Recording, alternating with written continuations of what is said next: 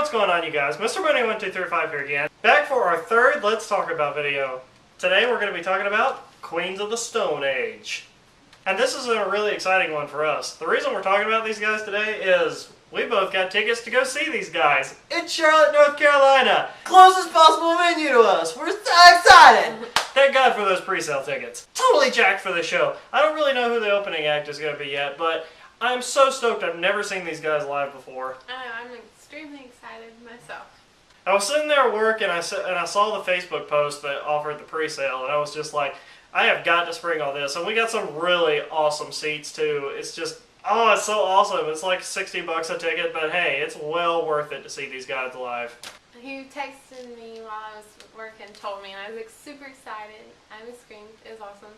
I told my friend Leanne, I was like, my boyfriend just got me tickets to see Queens of the Stone Age. I'm so excited. And she's like, what's that? And I was like, oh yeah, you don't know. They're a great band.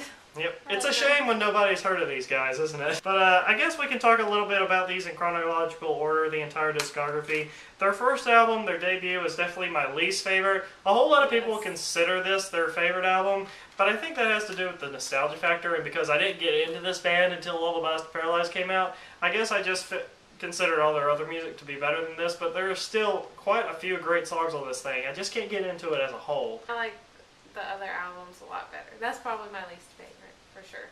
And then their second album, Rated R, this one here I like pretty much in full. There's a whole lot of really kick-ass songs on this one as well. Feel Good Hit of the Summer, I don't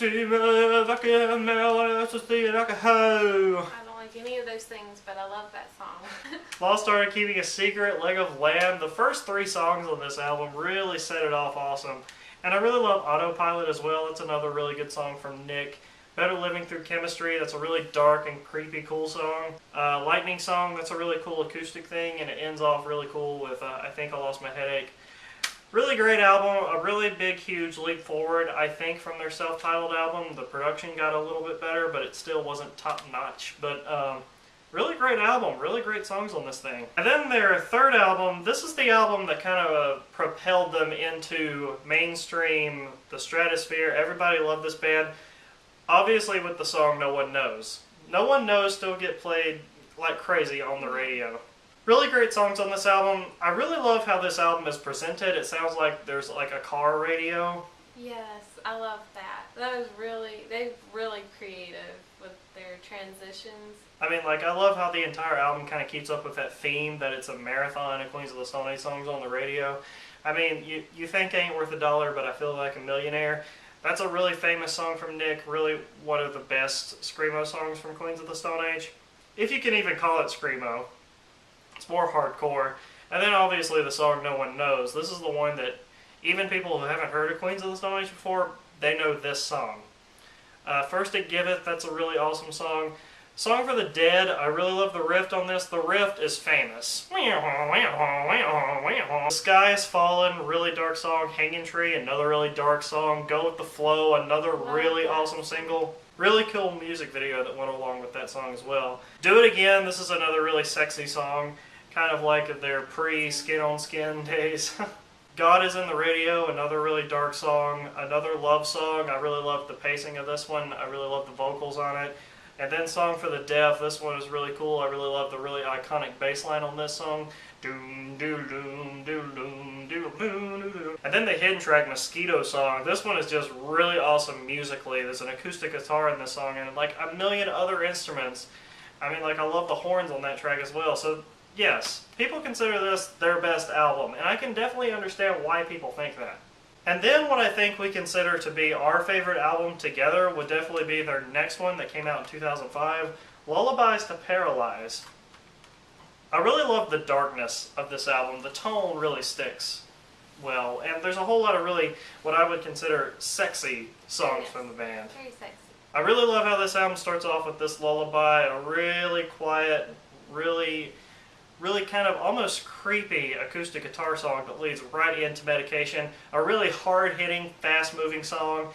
And then it slides into Everybody Knows That You're Insane with this awesome intro. Really hard-hitting song here as well. And then goes into Tangled in Plaid.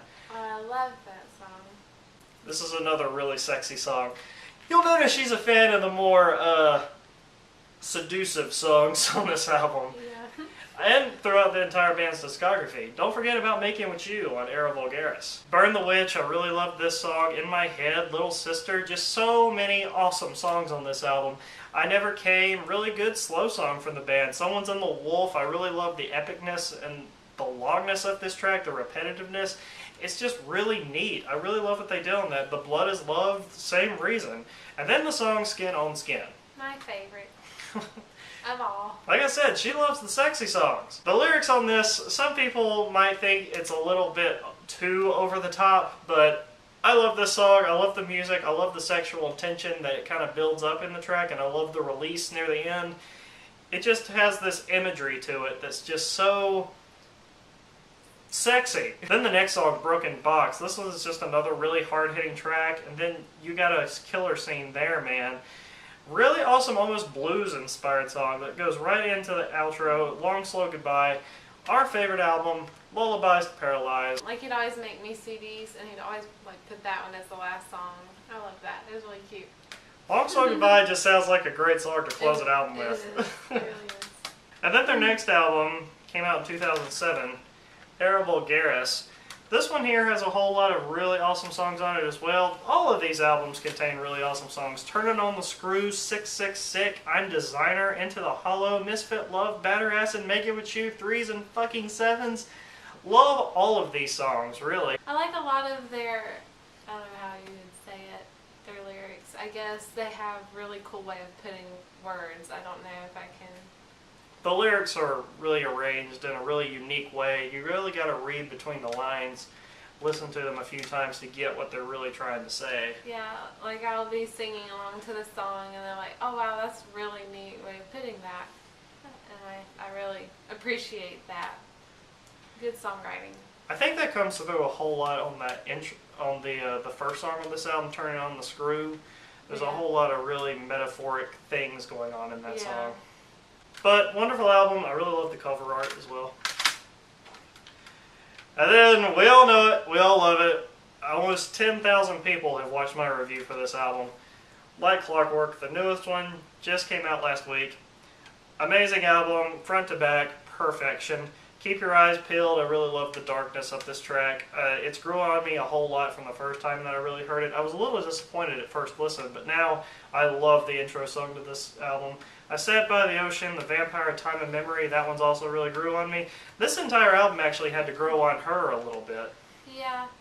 Yeah, it did. It took me a little while to get into because I was used to their certain sound. It just didn't sound like the other stuff. It was a little darker, and I like the dark stuff, don't get me wrong. I mean, because I like Lullabies, you know, it's a little dark. But, I don't know. It took some time. His voice, he changed it a little bit. It didn't sound exactly what I was used to, so it took some time. But after listening to it like 20 times with him in the car, I have grown and fallen in love with this album. It was really good. And especially Smooth Sailing. That's my favorite song. Smooth Sailing, one of the sexiest songs on this album, one of the really more funkier ones as well. And the lyrics, I think some of the best lyrics on this album can be found in Smooth Sailing, along with I Appear Missing, which a whole lot of people have considered one of the best songs that Queens have ever written. I Appear Missing really is a really epic song. I really love the length to this, I really love the chord changes, and I really love how it leads into the last song of the album, Like Clockwork, which is way more piano-driven. But I think after having something really epic like that and ending on such a more quieter note, it kind of just hits you hard. It's better that way. It should always, CDs should always end on a lower note. I mean, like, this is a very emotional album. It really is. It's one of the most emotional from the band. But I really love the songs If I Had a Tail, My God Is the Sun. Calypsia definitely is one of my favorite different songs from the band. I really love the quietness of this track and the explosive chorus. Fairweather Friends, Elton John is in the background of that one and also playing piano on it. I love that song. That's a good one. Yeah, there's just so many things to love about Like Clockwork. So many things to love about all of these albums, really. And this is just a band that I hold to a certain standard just because it's one of the bands that I've been listening to the longest, along with Gorillaz and Blur and Green Day. I remember when he got into the Beatles, he literally listened to that. No other band, but he would literally listen to the Beatles for like 2 months straight. I actually talked about that in my Let's Talk man. About Beatles video. Yeah, you did. I can't help, I had Beatlemania. I went through the You same thing did. that teenagers had in the 60s. I really did. Yeah, you did. But anyway, awesome band, awesome albums. Amazing lyrics, amazing work of art here. They worked really hard, and as I heard him talk in an interview, he talked about how much work they put into their albums and how it's actually like a job, and you can really tell with their music that they put a lot of thought and effort into it, and it's not just something thrown together. Oh, definitely, for sure. Yeah. We're really excited to see these guys live. This has been something that I've actually been wanting to do ever since I got into this band, but they never come to North Carolina. So this is like a once-in-a-lifetime thing, it feels like, for me. So, and us, really. I mean, like, Yeah. we're both really jacked to see this band. So, anyway, leave comments below. Favorite album, favorite songs, favorite anything, favorite deep cuts. I would love to hear that too. So, yeah, I know we've been talking about this band a whole lot on this channel, but I mean, I just cannot stop listening to Clockwork. It's probably my album of the year, right next to Daft Punk's Random Access Memories. That's really good band too. Followed closely by Vampire Weekend's Modern Vampires of the City. So, I like them better than I did. So it's good. I like their new album better. yeah, their new album's really good. So anyway, I was so wrong in my review of that album. Yeah. Mr. 1 2 3 5. I'll see you guys later.